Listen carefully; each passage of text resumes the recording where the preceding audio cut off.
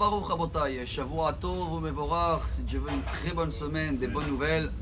Nous sommes aujourd'hui en hébreu le 14 Av. Bon, le 14 en hébreu c'est Yad.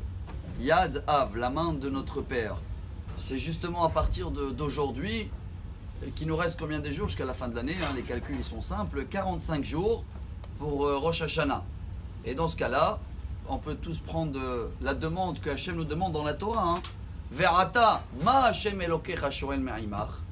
Ma, en valeur numérique, c'est 45. Shkoun, il dit dans l'arabe. Qu'est-ce qu'il nous demande Hachem pendant ces 45 jours? Qu'est-ce qu'on peut faire pour voir la main de Dieu avec nous tout le temps? Et pour commencer, si Dieu veut, une très bonne année. Alors, qu'est-ce qu'elle dit la Gemara? Verata, ma Hachem Elokecha shoel me'imach, al tikre ma et la mea. On a parlé hier. Le mot ma, il veut dire en hébreu mea, 100. Hachem nous demande 100 brachot par jour. Si on arrive à le faire, très bien. Chacun connaît les calculs. On a 19 prières dans la Mida, 3 fois 19, 57, plus les prières de matin, 18, 19. Vite fait, on arrive à les 100 prières par jour. Qu'est-ce qu'on gagne avec ces 100 prières?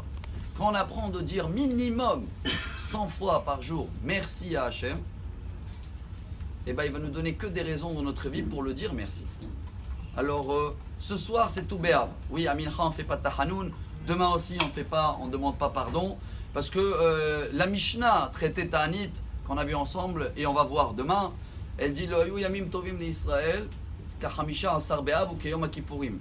Cette journée-là, à partir de ce soir, est comparée à Yom Kippour dans sa grandeur.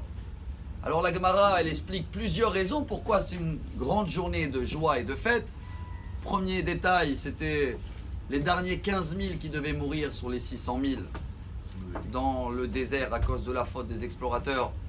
Ils ont eu un cadeau, ils ont pu se lever. Mais comme ils ne savaient pas c'est quand Tisha B'Av par rapport à la lune, dès qu'ils sont arrivés au 15, ils ont vu que la lune est pleine.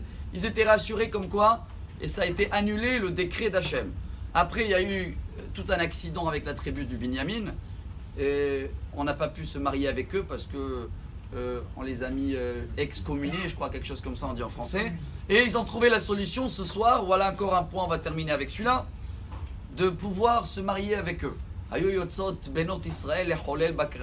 Ils étaient tous habillés, peu importe une fille riche ou pauvre, ils sont mélangés tous dans les vignobles je crois. Et comme ça chacun, il pouvait prendre une fille sans calculer si elle est séfarade, ashkénaze, marocaine, tunisienne, etc. À l'époque c'était par rapport à la tribu de Binyamin. Donc à partir de ce soir, une grande ardoute. Peu importe qui est le monsieur qui est en face de nous, il fait partie de nous.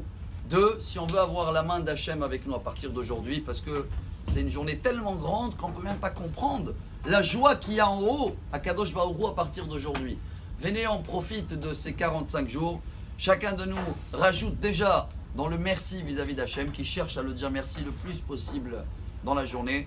Comme ça, à Kadosh Baruch Hu, de ce côté-là, il va nous donner que des raisons de dire merci. Et le deuxième, on se mélange, on apprend à travailler l'amour gratuite. Maintenant, une semaine après que le temple a été détruit, une semaine après le deuil du temple, c'est le moment de renforcer aussi ce point-là. Et avec ces deux-là, Bezrat Hashem, on a le jackpot, on dit comme ça, on a ce qu'il faut pour avoir Mashiach le plus vite possible. Bonne journée, Shavua Tov, Besorot Tovot, Amar Rabbi